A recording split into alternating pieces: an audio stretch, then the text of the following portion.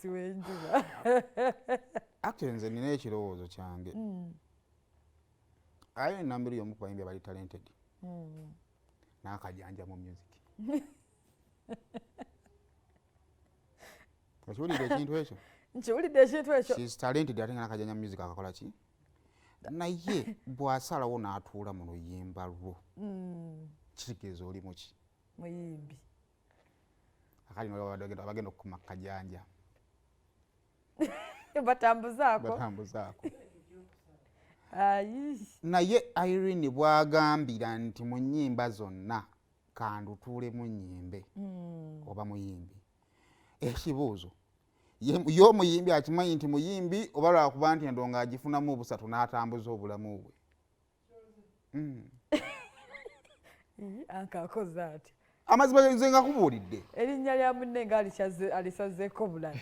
Nti Irene bw'agambira kuba yadde basobola kubanga Chosen Becky si mukwano gwa Swangs abayimbi ababadde abategesi.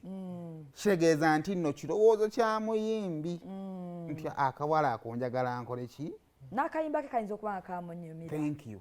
N'agamba ate njala tukatulemu nga tukayimba abameka. Babiri. Tetulina we twali tubalabyeko nga bali bameka. Babiri. Ekitegeeza Chosen Becky muyimbi n'abayimbi bakkiriza nti muki? Muyimbi. Yakimanyi nti muyimbi bizinesi agimanyi. Tukikasukire kasirye. Tukikuwadde ekibuuzo kiikyo. Chosen Becky nze ndowooza alowooza yatuuka naye yali akyalina gy'alina okulaga ewalala.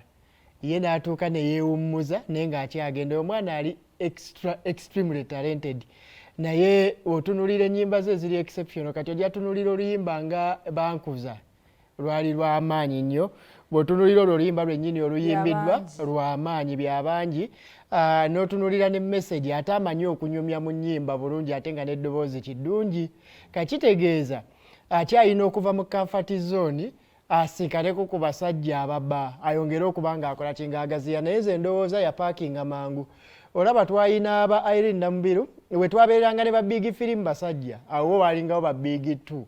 Irene Nambiru na Juliana nga beetwalirawo. Bwe bavaawo omuntu eyalinga eyakwata yali Rema Namakula neera naye nannyuka mangu. Kati Chosen Becky ye muntu omulago wali olaba asobola okusigala ng'avuga layini eno naye yannyuka mangu. Chosen yannyuka mangu. Kati kaseera kawe omutunuulira engeri gy'akolamu ebintu bye alinga eyakimala edda naye ng'oyo omwana yali akyalina ebyokukola bingi nnyo. Chosen akola music for survival, not for business. Yes. But she's why? talented.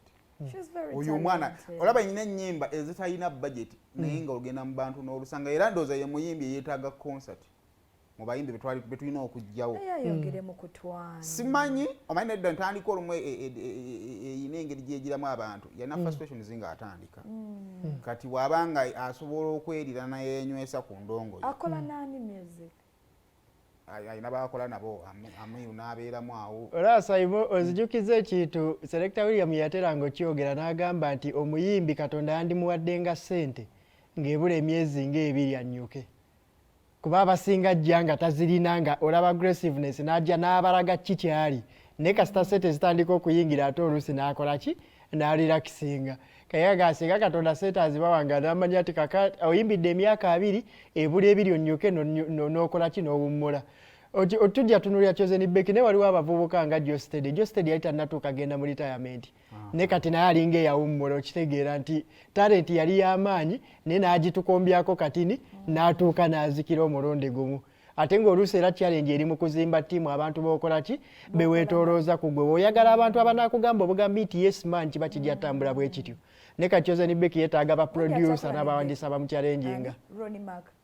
Takyakola naye. Why? Takyakola. Becky weetaaga. Yagaana okuddamu okusala ennalinga obuyinza eri omuntu olwa frustrations eyayitamu naye ate mu byonna bye twogera ku Chosen Becky muyimbi. Omanyi kibi nnyo okubeera nga ensi erina kyekola mu mukono otakituukamu otuuka mu maaso n'enkola ki? Akaana omwana oyo ayimba omukyalo oyo ayimba. Kale roughly katono nnyo kasirye about the show. Show Irene Nambiru kyenjo osooka obbeebazaako kimu. Abayimbi mubaddenga n'omuze ogumanya nti waseerinze dda out n'osigala ng'okwata ssente z'abantu.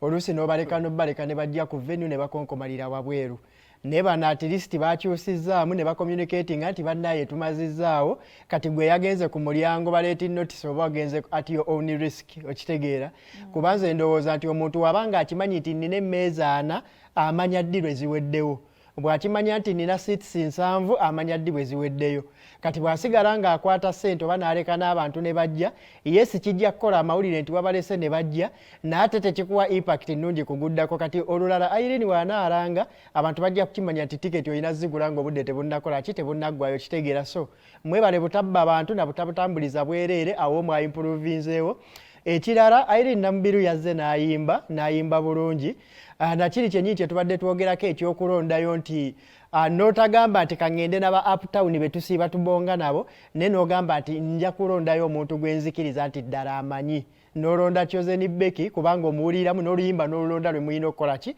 lwe muyina okuyimba ekintu ekyo oyinza okitunuulira ng'ekitini naye at least kisobola otuyambako okulaga Chosen Becky nti oba osanga gwe walowooleza nti onnyukira eri abakulowooleza ebinene ebisinga ebyo then n'ofuna ku experience ya sheeyo kisobola omuzuukusa n'agamba owaayi bwe mbanga nandiyagadde obbaako n'ekintu kino mu biseera by'omu maaso awo kitegeeza naye nteekeddwa okuba nga nkola ki nteekeddwa okuba nga nkola production yabadde nnungi naye era waliwo omuyimbi eyazze n'ayimba n'amaliriza nga wakati awo alinga ayagala okukubamu ku luseke n'abaako bye yakoowodde ebitabadde ku plan ne kiba kitambula nekira Simon tetulina otunuulira ennyo Simon nina ekintu ekinconfusing oluusi abantu bano ebakolera music ono simanyi muddu ki gye babaamu naye oluusi communication ey'oluyimba olwo ku stage ebula Sayima abantu ebiseera ebisinga ennyimba baba baziwulidde ku CD tolina kyogenda kubuuka oba kakase tolina kyogenda kukola ki naye waliwo omuntu wasobola okufiringira nti ddala kolabo bano gye bayimba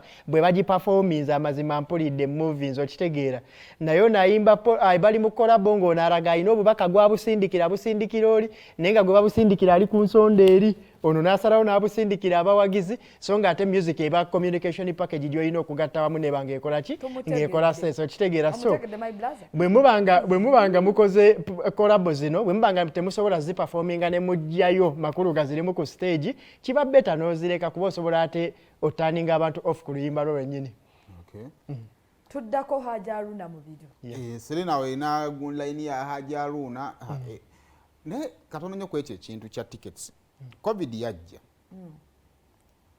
COVID akyasobola okuddamu oba ekino kifalagananga COVID naye ekintu bano abasongesi batandise ekyotunda tickets online I think bapromota mulina otandika okyemanyiiza lwaki nti airtime lwe twakolanga scratch cards nga tetumanyi nti osobola okugula airtime ku mobile money option etukana tokyalina wakolaki wakugulira kati use of online kati kyemubulayo ko bapromota kwe kutandika okutunda rights ku publishers aba online ng'ekivulu kigenda mu maaso awo nawo tutandikewo nti Irene yabadde n'abantu 500 ku ground ng'alina omutwalo gumu ogulaba ku online oba ontegeera time etuuke nga omuyimbi yeetaaga ekivulu kimu kubanga abayimbi bakola ekisente ku Serena ne bazoonoonera ku Maria Fulu ne bazoonoonera emukono ne bazoonoonera mu bitundu ebirala kati omuyimbi n'okola ekivulu ekyo nga gwe Chameleone ne Chameleone yasetize nayo ku 31st August nayo ayina 31st Serena nomanya nti vudde ku Serena nawo kadde bwange bitano n'ogenda n'otetenkanya obulamu ne bweyongerayo